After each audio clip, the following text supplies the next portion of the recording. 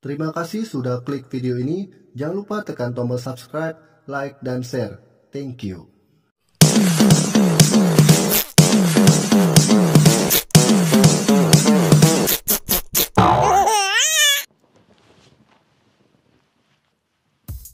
Dua orang sahabat ini hampir saja putus hubungan gara-gara salah satu di antara mereka melakukan tindakan yang terlarang dan bahkan tidak disenangi oleh sahabatnya. Gimana tidak, salah satu di antara mereka menyukai ibu dari sahabatnya dan bahkan mulai melakukan yang aneh-aneh dengannya.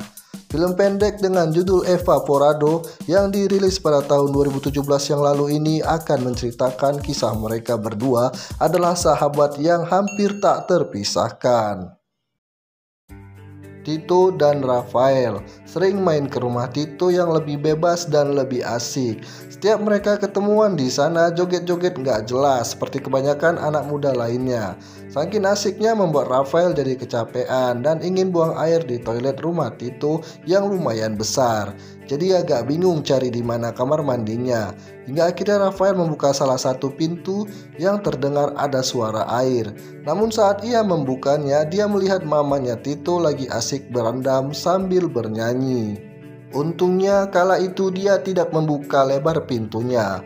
Jadi dia bisa mengintip dan terus memperhatikan mamanya Tito yang bernama Lucia. Itu adalah pengalaman yang tak terlupakan sekaligus menjadi titik balik perilaku Rafael terhadap orang tua Tito. Tito hanya tinggal berdua aja sama ibunya. Sementara di film ini tidak diceritakan di mana ayahnya berada. Semenjak itu Rafael jadi agak berbeda dan pendiam dari biasanya. Kira-kira apa yang ada di pikirannya? Yang biasanya dia ceria dan liar orang gila, namun kali ini berbeda. Hampir tiap hari Rafael main ke rumah hari itu. Padahal Tito ingin sekali-sekali main ke rumahnya Rafael. Namun dia mengatakan kalau di rumahnya tidak bebas.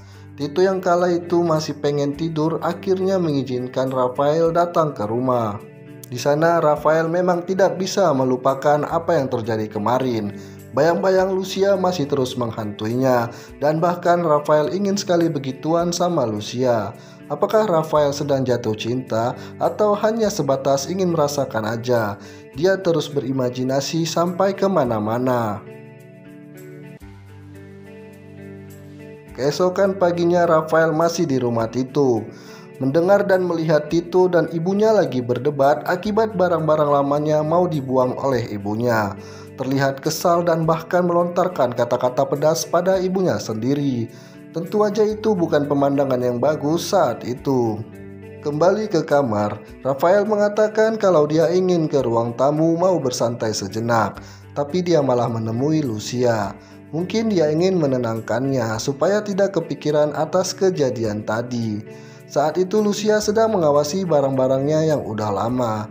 Salah satunya adalah gulungan film yang belum jadi atau belum dicetak. Gulungan film itu berisi foto-foto Lucia saat dia masih muda. Rafael lantas meminta izin pada Lucia untuk membawanya pulang dan mencetaknya di sana. Siapa tahu dia bisa, hasilnya memang dia bisa.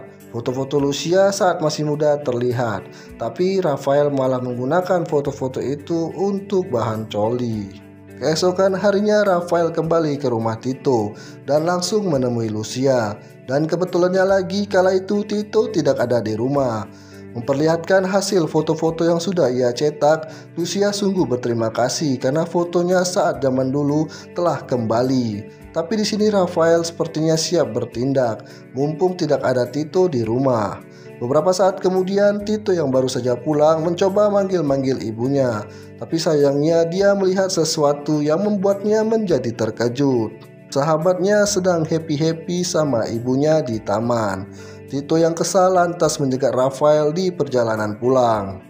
Tentu aja dia marah apa yang dipikirkan oleh Rafael. Mengapa dia melakukan itu? Apa tidak ada yang lain? Rafael mengatakan kalau dia melakukan itu hanya spontanitas aja. Tapi Tito masih aja kesal. Mereka bergelut di dalam kubangan lumpur sampai badan mereka menghitam semua. Setelah beberapa menit gelut, mereka akhirnya berhenti. Namun setelah ini, apakah hubungan mereka akan baik-baik aja? Apakah makin hancur atau malah makin lengket? Ya, apapun tidak karena kita perbuat, pastilah ada konsekuensinya. Tinggal bagaimana kita akan menghadapi semua itu. Itulah tadi alur cerita film pendek Evaporado. Jika kalian suka dengan video ini, jangan lupa untuk tinggalkan like dan sampai jumpa. See you.